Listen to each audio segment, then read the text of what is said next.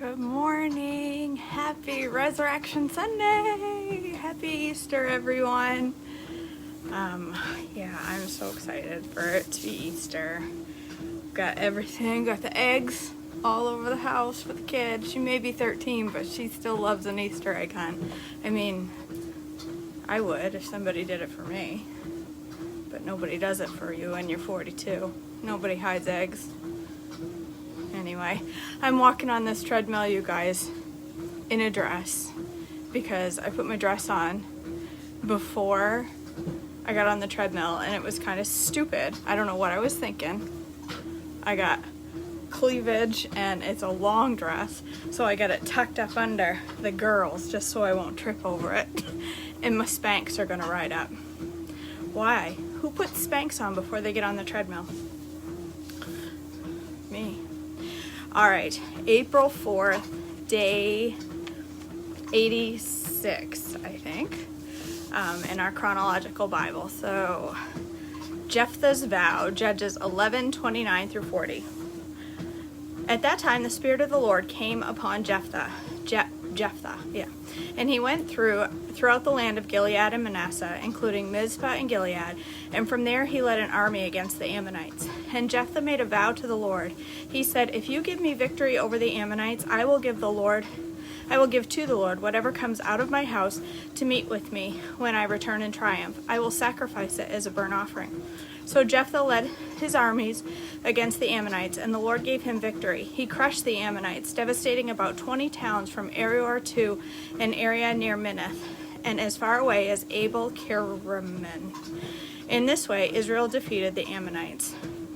When Jephthah returned home to Mizpah, his daughter came out to meet him, playing on tambourine and dancing for joy. She was his one and only child. He had no other sons or daughters. When he saw her, he tore his clothes in anguish.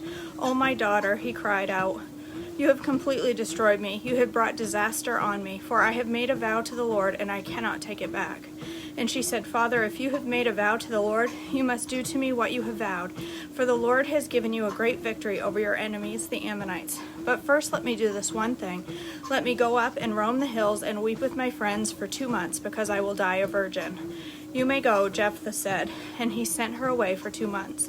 She and her friends went into the hills and wept, because she would never have children. When she returned home, her father kept the vow he made, and she died a virgin. So it has become a custom in Israel for young Israelite women to go away for 4 days each year to lament the fate of Jephthah's daughter. Ephraim fights with Jephthah, Judges 12:1 through 7. Then the people of Ephraim mobilized an army and crossed over the Jordan River to Zaphon. They sent this message to Jephthah: "Why didn't you call for us to help against the Ammonites? We are going to burn down your house with you in it." Jephthah replied, "I summoned you at the beginning of the dispute, but you refused to come. You failed to help us in our struggle against Ammon. So when I realized you weren't coming, I risked my life and went into battle without you. And the Lord gave me victory over the Ammonites. So why have you now come to fight me?" The people of Ephraim responded, "You men of Gilead are nothing more than fugitives from Ephraim and Manasseh." So Jephthah gathered all the men of Gilead and attacked the men of Ephraim and defeated them. Jephthah captured the shallow crossings of the Jordan River, and whenever a fugitive from Ephraim tried to go back across, the men of Gilead would challenge him. "Are you a member of the tribe of Ephraim?" they would ask. If the man said, "No, I'm not," they would tell him to say Shibboleth. If he was from Ephraim, he would say Sibboleth, because people of Ephraim cannot pronounce the word correctly. Oh, I must be from Sibboleth, because I can't pronounce anything correctly either. Then they would take him and kill him at the shallow crossings of the Jordan. In all, 42,000 Ephraimites were killed at that time. Jephthah judged Israel for 6 years. When he died, he was buried in one of the towns of Gilead. Ibzan becomes Israel's judge, Judges 12:8 through 10. After Jephthah died, Ibzan from Bethlehem judged Israel. He had 30 sons and 30 daughters. He sent his daughters to marry men outside his clan, and he brought the 30 young women from outside his clan to marry his sons. Ibzan judged Israel for 7 years. When he died, he was buried at Bethlehem. Elon becomes Israel's judge. Judges 12:11 through 12. After Ibzan died, Elon from the tribe of Zebulun judged Israel for 10 years. When he died, he was buried at Ajalon in Zebulun. Abdon becomes Israel's judge. Judges 12:13 through 15. After Elon died, Abdon, son of Hillel from Pirathon, judged Israel. He had 40 sons and 30 grandsons who rode on 70 donkeys. He judged Israel for 8 years. When he died, he was buried in Pirathon in Ephraim in the hill country of the Amalekites. The birth of Samson, Judges 13:1 through 25. Again the Israelites did evil in the Lord's sight, so the Lord handed them over to the Philistines, who oppressed them for 40 years. In those days a man named Manoah from the tribe of Dan lived in the town of Zorah. He and his wife was unable to become pregnant, and they had no children. The angel of the Lord appeared to Manoah's wife and said, "Even though you have been unable to have children, you will soon become pregnant and give birth to a son. So be careful. You must not drink wine or any other alcoholic drink, nor eat any forbidden food. You will become pregnant and give birth to a son, and his hair must never be cut, for he will be dedicated to God as a Nazirite from birth. He will begin to rescue Israel from the Philistines." The woman ran over and told her husband, "A man of God appeared to me. He looked like one of God's angels, terrifying to see. I didn't ask where he was from, and he didn't tell me his name. But he told me, 'You will become pregnant and give birth to a son. You must not drink any wine or any other alcoholic drink, nor eat any forbidden food. For your son will be dedicated to God as a Nazirite from the moment of his birth until the day of his death.' Then Manoah prayed to the Lord, saying, 'Lord, please let the man of God come back to us again and give us more instructions about this son who is to be born.' God answered Manoah's prayer, and the angel of God appeared once again to his wife as she was sitting in the field. But her husband Manoah was not with her. So she quickly ran and told her husband, 'The man who appeared to me the other day is here again.' Manoah ran back with his wife and asked, 'Are you the man who spoke to my wife the other day?' 'Yes,' he replied, 'I am.' So Manoah asked him, 'When your words come true, what kind of rules should govern the boy's life and work?' The angel of the Lord replied, 'Be sure your wife follows the instructions I gave her. She must not eat grapes or raisins, drink wine or any other alcoholic drink, or eat any forbidden food.' Then Manoah said to the angel of the Lord, 'Please stay here until we can prepare a young goat for you to eat.' 'I will stay,' the angel of the Lord replied, 'but I will not eat anything. However, you may prepare a burnt offering as a sacrifice to the Lord.' Manoah didn't realize it was the angel of the Lord. Then Manoah asked the angel of the Lord, 'What is your name? For when all of this comes true, we want to honor you.' 'Why do you ask my name?' the angel of the Lord replied. 'It is too wonderful for you to understand.' Then Manoah took a goat and a grain offering and offered it on a rock as a sacrifice to the Lord. And as Manoah and his wife watched, the Lord did an amazing thing. As the flames from the altar shot up towards the sky, the angel of the Lord ascended in the fire. When Manoah and his wife saw this, they fell with their faces to the ground. The angel did not appear again to Manoah and his wife. Manoah finally realized it was the angel of the Lord, and he said to his wife, 'We will certainly die, for we have seen God.' But his wife said, 'If the Lord were going to kill us, he wouldn't have accepted our burnt offerings and grain offering. He wouldn't have appeared to us and told us this wonderful thing and done these miracles.' When her son was born, she named him Samson, for the Lord blessed him as he grew up.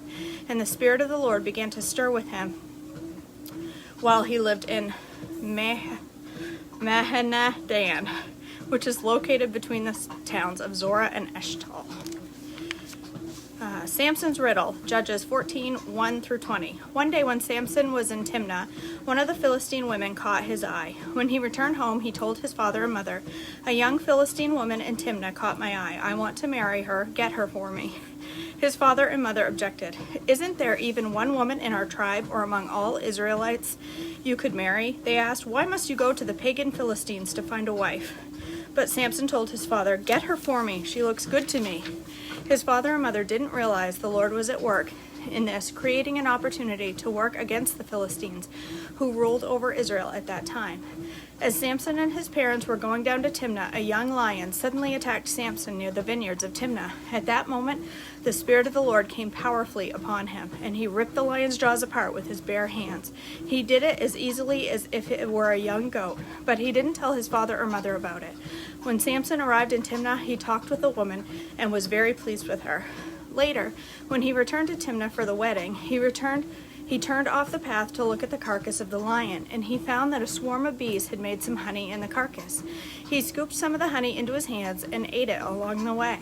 He also gave some to his father and mother, and they ate it. But he didn't tell them he had taken the honey from the carcass of the lion. As his father was making final arrangements for the marriage, Samson threw a party at Timnah, as was custom for an elite young man. When the bride's parents saw him, they selected 30 young men from the town to be his companions. Samson said this to them, "Let me tell you a riddle. If you solve my riddle during these 7 days of celebration, I will give you 30 fine linen robes and 30 sets of festive clothing. But if you can't solve it, then you must give me 30 fine linen robes and 30 sets of festive clothing." "All right," they agreed, "let's hear your riddle." So he said, "Out of the one who eats came something to eat. Out of the strong came something sweet." 3 days later, they were still trying to figure it out. On the 4th day, they said to Samson's wife, "Entice your husband to explain the riddle for us, or we will burn down your father's house with you in it. Did you invite us to this party just to make us poor?" So Samson's wife came to him in tears and said, "You don't love me. You hate me. You have given my people a riddle, but you haven't told me the answer."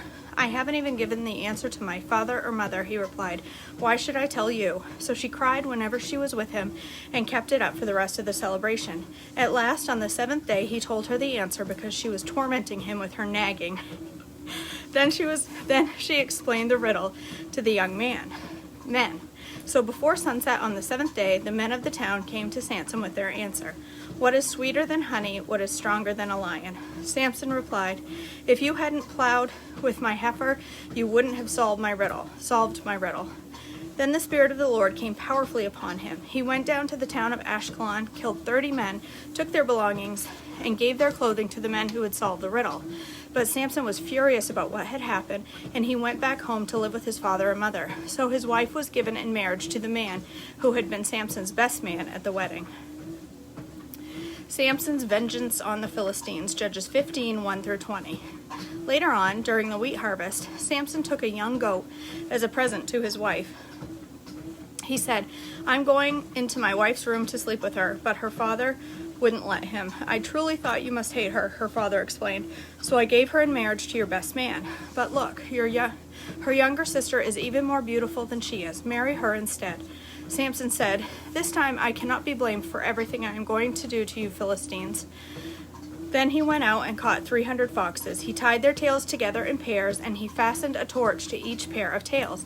Then he lit the torches and let the foxes run through the grain fields of the Philistines. He burned all their grain to the ground, including the sheaves and the uncut grain. He also destroyed their vineyards and olive groves. "Who did this?" the Philistines demanded. "Samson," was the reply, because his father-in-law from Timnah gave Samson's wife to be married to his best man. So the Philistines went and got the woman and her father and burned them to death. "Because you did this," Samson vowed, "I won't rest until I take my revenge on you." So he attacked the Philistines with great fury and killed many of them. Then he went to live in a cave in the rock of Ephraim. The Philistines retaliated by setting up camp in Judah and spreading out near the town of Lehi. The men of Judah asked the Philistines, "Why are you attacking us?" The Philistines replied, "We've come to capture Samson. We've come to pay him back for what he did to us." So 3,000 men of Judah went down to get Samson at the cave in the rock of Ephraim. They said to Samson, "Don't you realize the Philistines rule over us? What are you doing to us?" But Samson replied, "I only did to them what they did to me." But the men of Judah told him, "We have come to tie you up and hand you over to the Philistines." "All right," Samson replied, "but promise you won't kill me ourselves." "We will only tie you up and hand you over to the Philistines," they replied. "We won't kill you." So they tied him up with new ropes and brought him up from the rock. As Samson arrived at Lehi, the Philistines came shouting in triumph.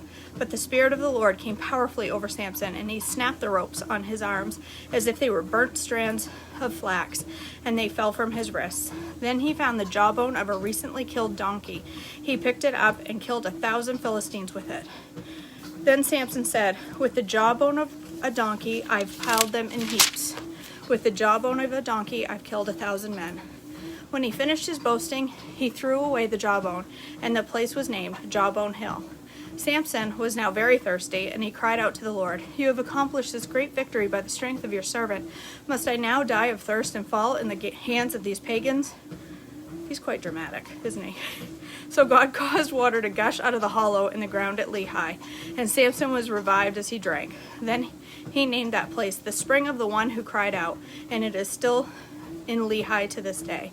Samson judged Israel for 20 years during the period when the Philistines dominated the land. That's it. April 4th. Here we go.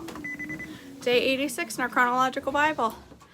All right, you guys, I hope you all have a blessed Easter today with your family. I hope you get to enjoy time with your family today. I totally think you should. And I pray that this reading blessed you, and I pray that you're a blessing to someone else today. We're going to be on the road, going to visit some family, and yeah, I hope you all have a great day. I love you all. Happy Easter, and I will see you tomorrow. Bye.